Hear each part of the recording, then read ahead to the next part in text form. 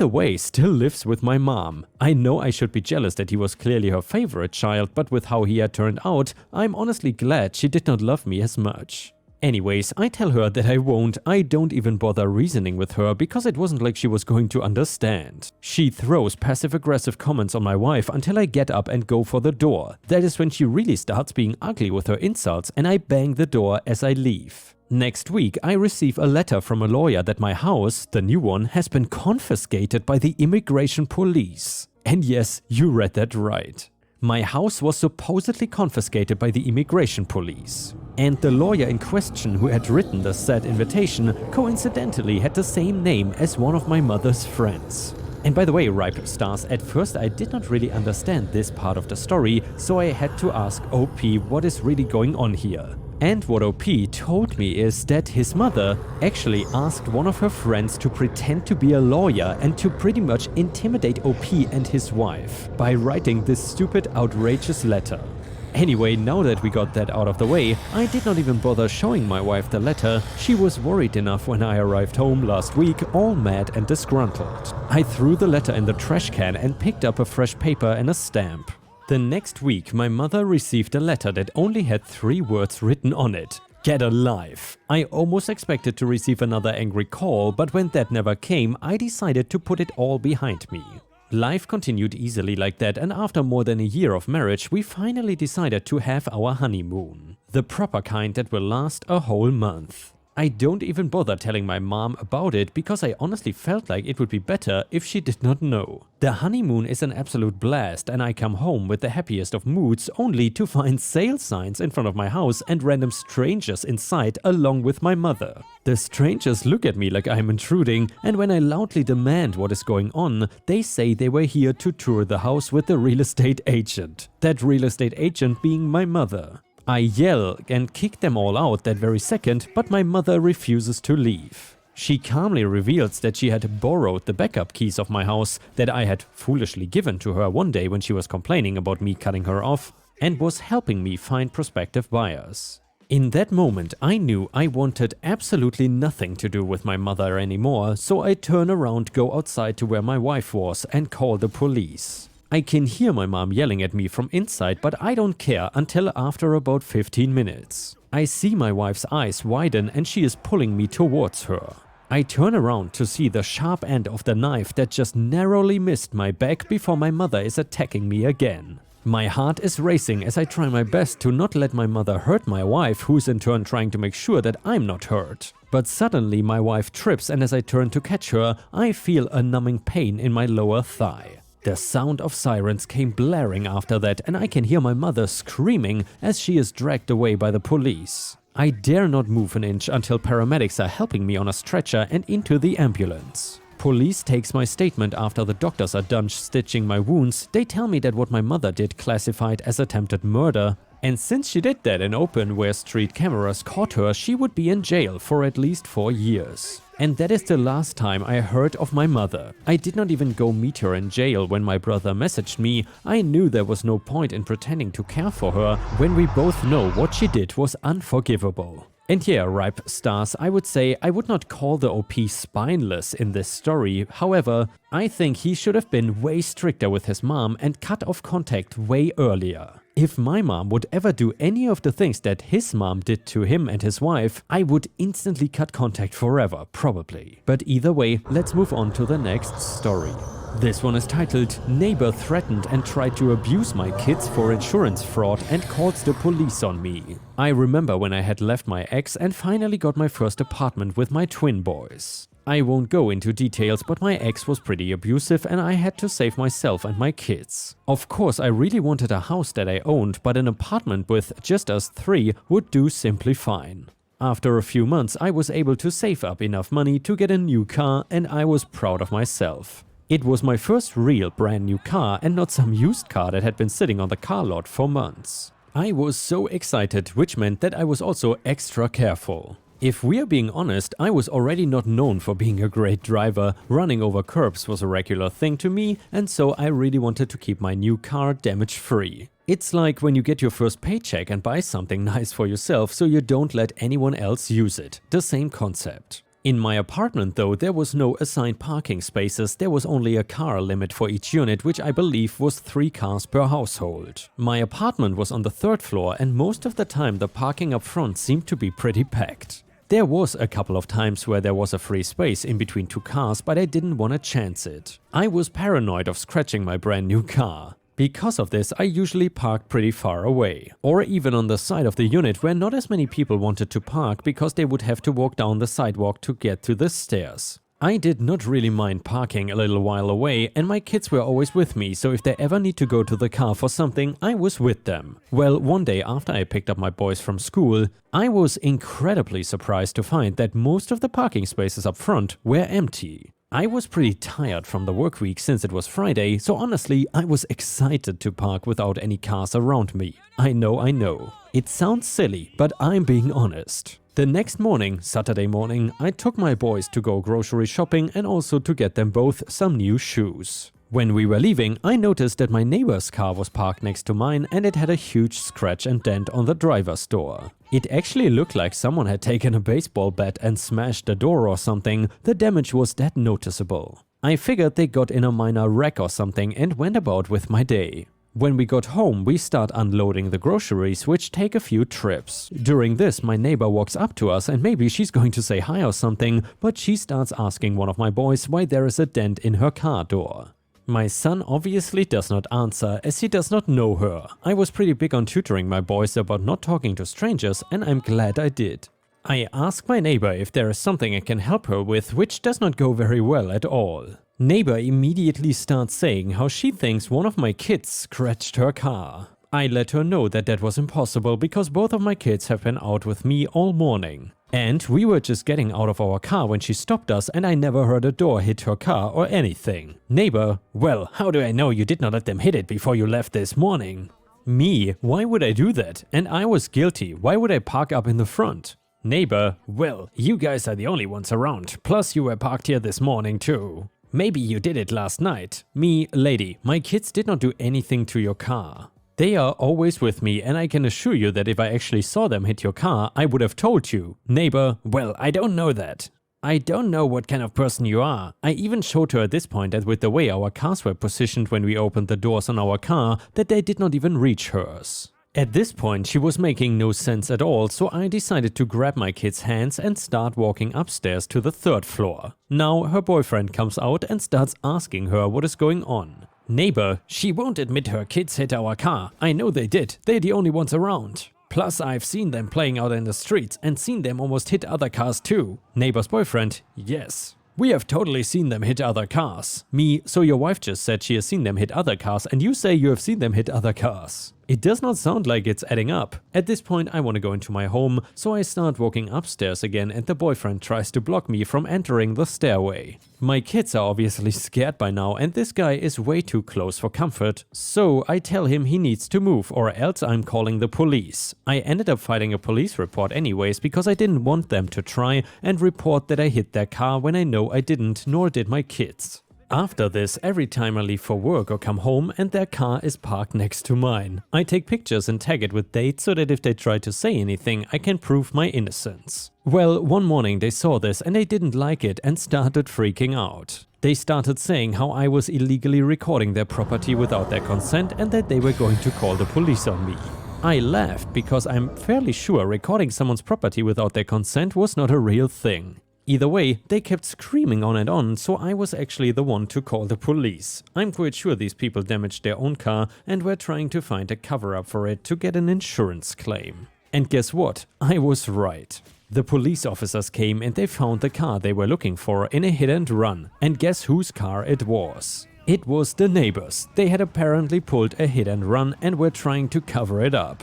Totally busted. Both my neighbors and her boyfriend end up getting arrested and the car ends up getting impounded. I have not had to deal with them in 5 months. It's been absolute heaven. And sorry, some of us are actually responsible when it comes to our cars. And yeah, Ripe Stars, if you're also a car lover, then please let me know in the comments what kind of car you are driving. Many years ago, myself and two of my best friends decided to go for a day of mountain biking at Snowshoe in southern West Virginia. And I hope this is right, by the way, please correct me if I'm wrong with that. Now, this was way before the days of GPS, so we were kind of doing this by some half-assed directions and an old map, but the point is we got very lost. Sometime along the way, we ended up in this very tiny little town and we figured we would ask for directions. It was absolutely deserted. I'm talking not a single soul to be seen anywhere. We parked the truck and split up looking for anyone. Now, this was at around 9 to 10 AM, so not exactly the ass crack of dawn might ever approached from the other direction or behind us. Eventually, she said, "Well, I guess it is clear now and you all can go ahead," and slowly turned the sign from stop to slow and motioned for us to go ahead. We went straight ahead, the only direction you could possibly go for the next 30-some odd miles, and did not see any signs of construction, state road workers or maintenance going on at all. She had no vehicle. We figured she was a flag woman dropped off by some crew up ahead. After the encounter with the town and this woman, we had enough and called it quits. We turned on the interstate as soon as we found it and headed north and home. Every single one of us still remembers this whole encounter in vivid detail to this day. I asked my friend about it actually about 3 months ago at this wedding, and it still freaks him out to no end. And the next one is another story from the same Ask Reddit thread. This took place when I was 13. No one in my family will acknowledge it happened. The only ones who would cave to my "but great-grandpa" have unfortunately passed away. No one will give me the time of day about it. My family has a cabin in Cook's Forest, Clarion, PA. Cabin was built by my great-granddad and has expanded a bit over the years, but has a little nice nook at the bottom of a long dirt road off the main road and down a hill.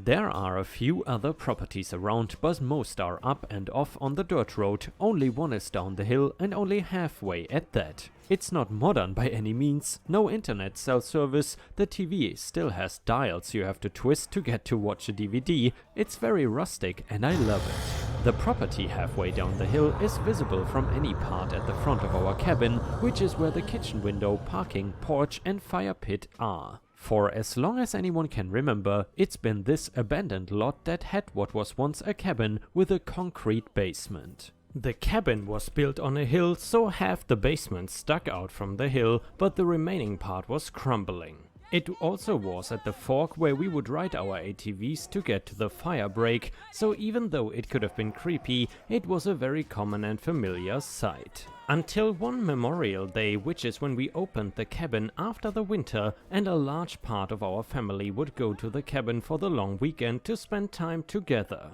Everyone would usually get there through the early evening and then all come together for my great-granddad's dinosaur pancakes for breakfast, the highlight of my single-digit to preteen years. So I wake up expecting to smell pancakes and hear chatter from the older members of my family down in the kitchen, but nothing. I assume I've gotten up too early and go downstairs to use the bathroom and then go back to sleep. Looking back, the whole upstairs was just mattresses with an aisle between them. I should have noticed that most beds were empty. I get downstairs and see all the adults outside, and I go out to say good morning and demand my T-Rex pancakes. I walk out and see all my family adults in a kind of semi-circle facing an older man and a woman I did not recognize. I assume this is some adult situation, so I go back inside to wake up my cousins, but not before looking at the clock on the microwave and seeing that it is about 3 PM. Now, I love the cabin. I would doodle the cabin itself, four-wheelers and the area around it for months leading up to Memorial Day weekend. I was usually up really early because I was so damn excited to just be there. Sleeping until 3 PM was not in any way normal. I wake up my cousins, and by the time they all mosey downstairs, the adults are all back inside. Everyone is pretty silent, but then great-grandpa.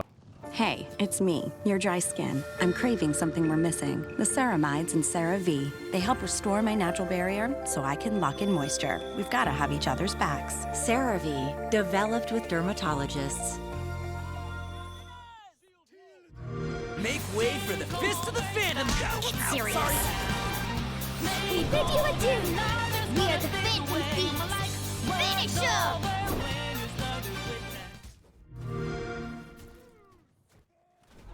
Fires up the stove and gets us kids excited for dino cakes, so all seems normal. I was there with one of my aunts and my uncle, no parents, and my aunt is pretty close in age to me and was for sure the cool aunt. So when I saw her pale as a sheet, I went to ask what is wrong. She took me outside and pointed at the aforementioned abandoned and crumbling property. In its place was a sprawling cabin mansion, parking area full of SUVs and the coolest looking four-wheelers my 13-year-old self had ever seen.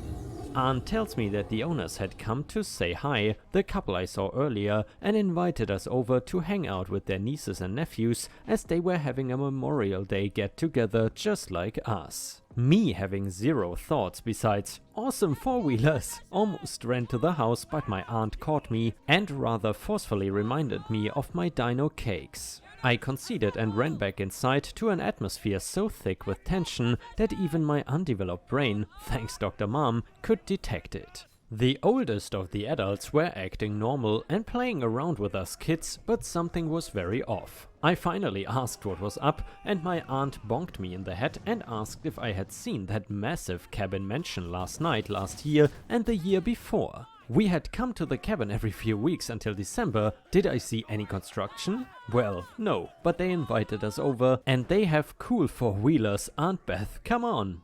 A resounding no from multiple family members made my emotional girl self almost flee and cry until my grandpa, a hulk of a man, got down to my level and explained that he felt there was something weird going on. He said the couple did not act right. I assumed that meant they were rude and that we should just keep to ourselves this weekend. I agreed and we went about our day, all adults keeping us occupied with activities either inside or behind the cabin.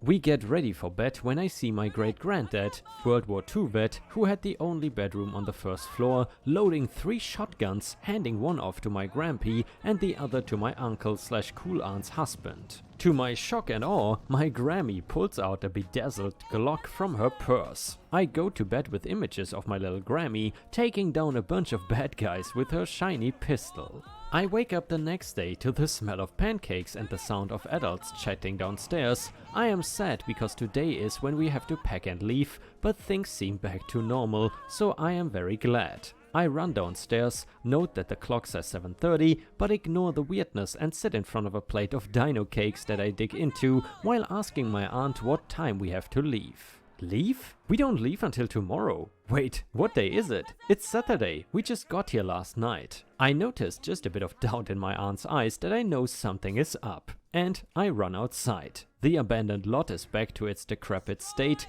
I resolve to brush it off and enjoy my ATV riding and forget about everything pretty quickly. It was not until I got back to school and was called to the main office where they asked why I was not at school on Monday. I told them that today was Monday. What are they talking about? But nope, it is Tuesday and my absence was unexplained despite several calls. I skipped school frequently. To my parents divorced, neither of which were at the cabin. So either my family played the trick of all tricks on me, or I am living in an alternate universe where I can sleep into the afternoon. Like I said, no one will even remotely entertain a conversation about this incident, so I am left telling my fellow Redditors about my family's conspiracy against me.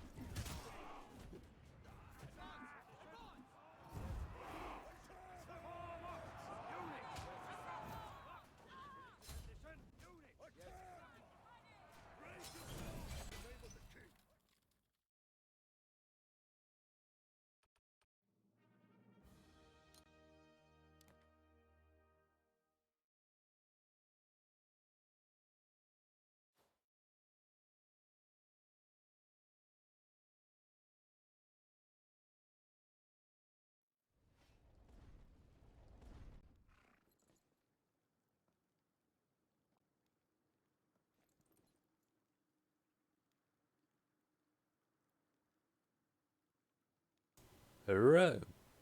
Came back here. The reason I wasn't really responding was I was listening to music. I was playing for those beginning ones, beginning battles.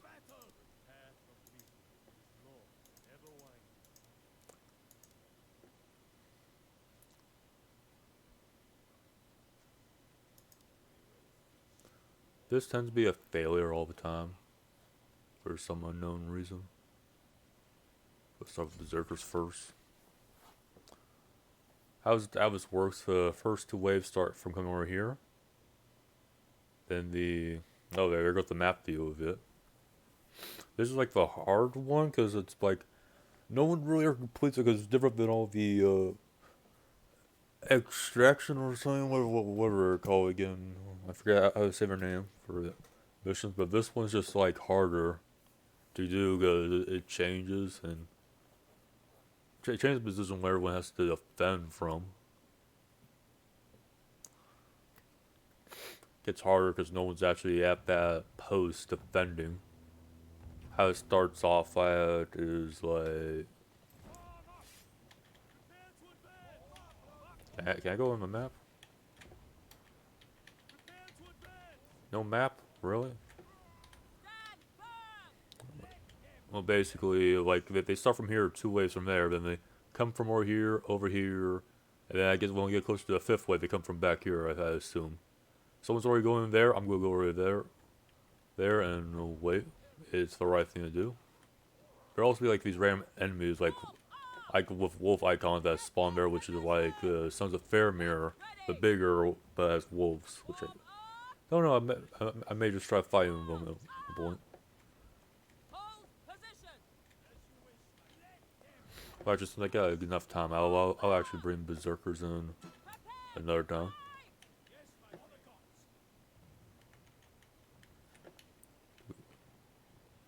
We seriously need people. I'll go over and defend myself. I want to leave my Iron Reapers in the... Leave my Iron Reapers in the other spot. One guy looks like he's going to cover the other spot, but someone's telling him to come back. If 3 people are just going to be up there, the other 2 need to get their units in position.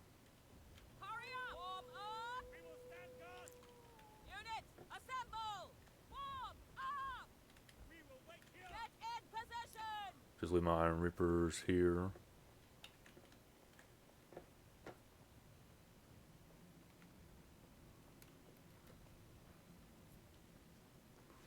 One wolf unit spawns like right there, so there'll be 3 of them right there. We gotta protect these people. 5 of them. Every time I've done one of these, we failed pretty much. I guess it's quite hard. Not really.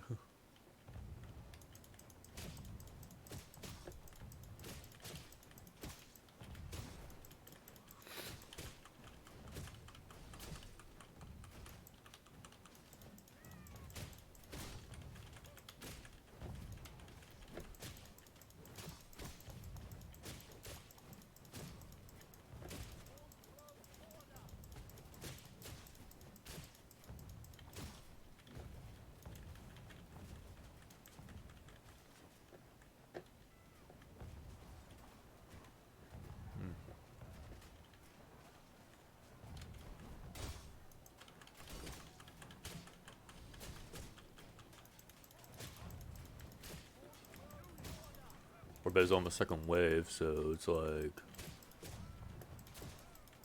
once we start cutting them enough of them down, we'll probably start pinging the other area. Then it's okay. We were starting to get there.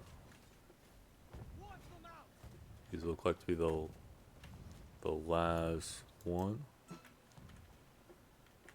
Yeah, start moving because these guys are gonna start running. So we need someone over there. I got my guys on the other side. I'm gonna go run over to there. So I think healing would be nice, but you know, I'm just gonna there's the wolves pretty much. If they have first spawn in, you know.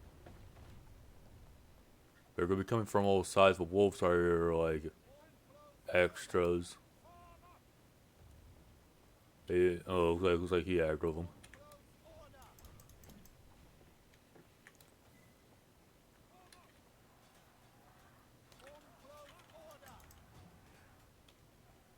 I guess they're not that hard to kill. They're coming from all three angles, pretty much.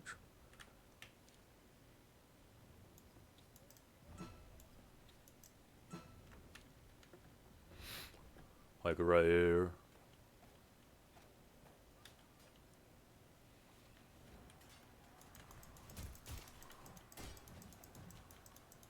Okay, so we just gotta fight through this.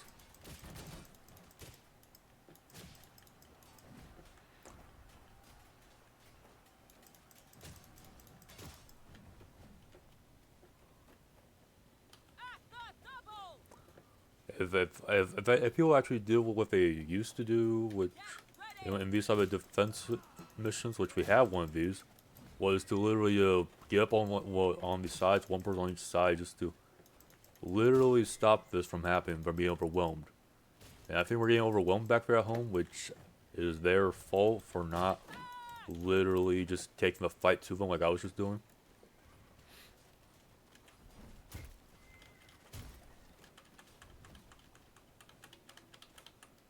Maybe Bill lands a long sword, maybe help, but that'll be like a good cooldown before that actually happens.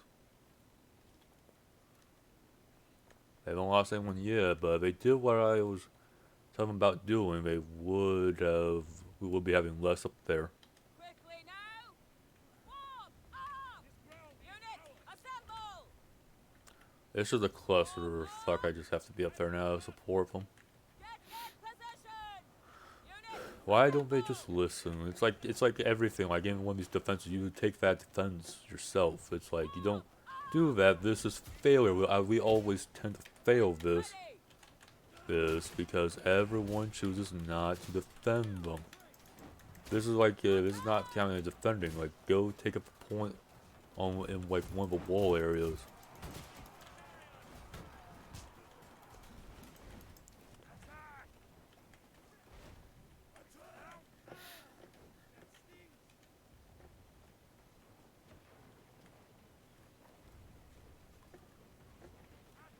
hurry up!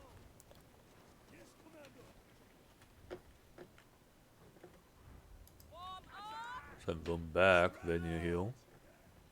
Heal up.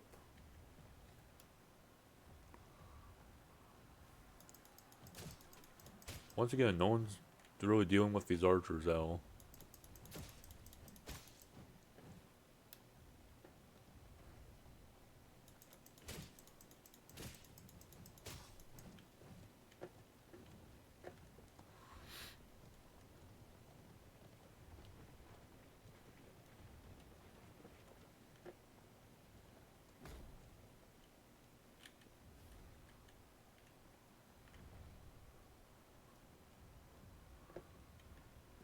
If I can type fast, I would have just typed up defend on our own sides.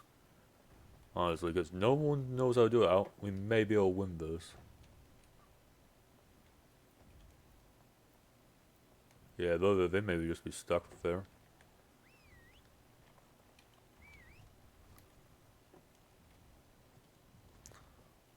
Be the first time I see someone get stuck up there.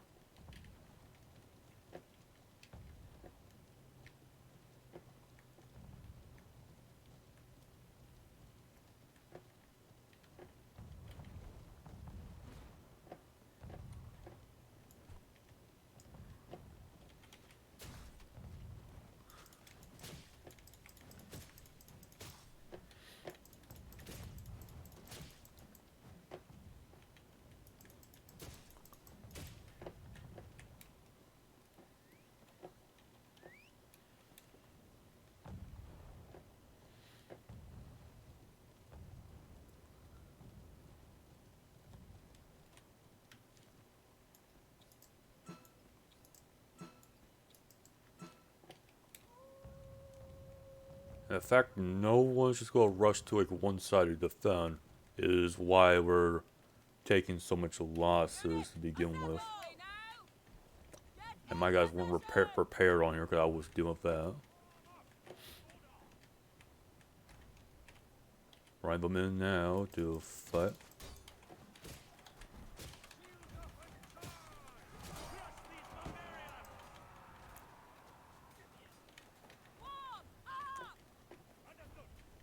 I don't know. They're just doing their own thing. Warm up! Attack!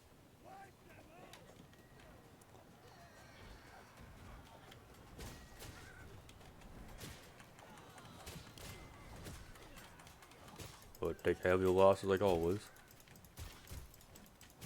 Get ready! Attack!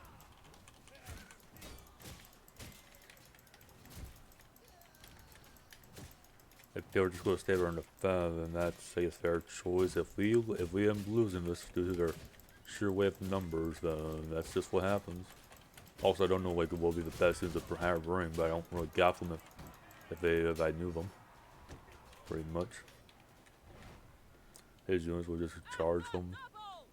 My units are more focused on the cavalry, and I may need a fallback anyway.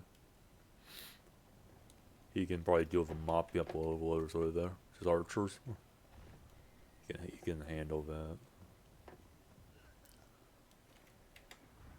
Get in position! Or my guys there. We're actually be able to complete this. This is a surprise. Normally it's a straight up failure. Attack! Next wave.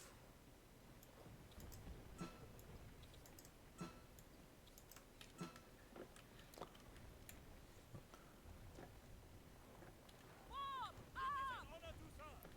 Unit, assemble! Get in position! Warm up! Yeah, they're coming from. Yep, now they're coming from all directions. Warm! Attack! Unit, assemble! Get in position! Yeah, come out here and meet them. Assemble! Warm up! Attack!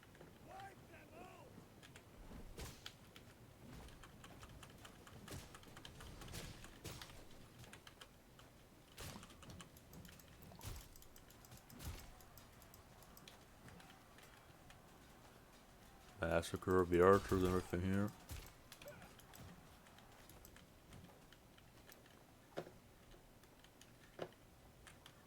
Warm up! Quickly now! Unit! Basically the entire plan. If anyone ever does see this video and is playing this is basically the entire plan. Unit, assemble! Looks like someone died over there. Complete what we put your side, then rush back to help with the defense of the mill. No one's rushing to Unit, meet the front of the side. Yep, one of the guys died. We just need to at least keep one alive just to win.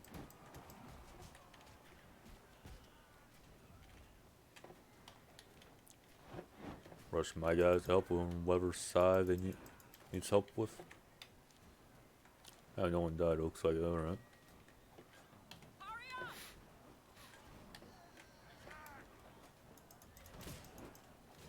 Oh, looks like more coming from this. Okay, so there's multiple flanks. My side wasn't complete, but I did deal with the main problem. Five of us. More are coming from over here.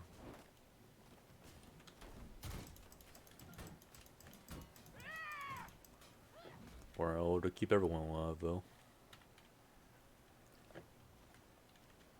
Unit, assemble! Yep, it's multiple waves. I need all my guys here to fight off this front assault. Pretty much. Get in position! Attack! Warm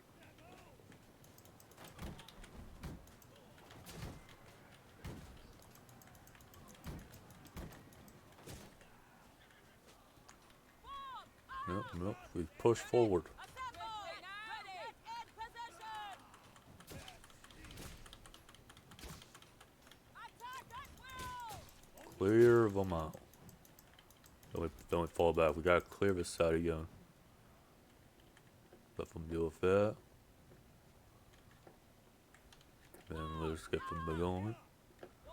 Evil, evil warlord.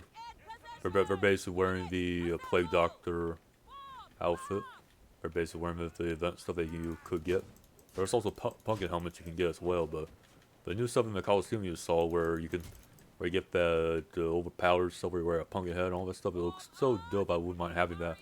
Having the poleaxe and the skin for that. Now that looks pretty nice to have that armor. And we actually completed this. First time honestly for me. I've never been able to complete one of these. So yeah.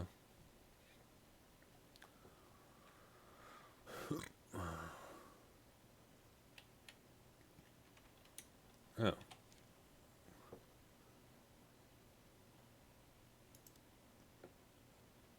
Yep.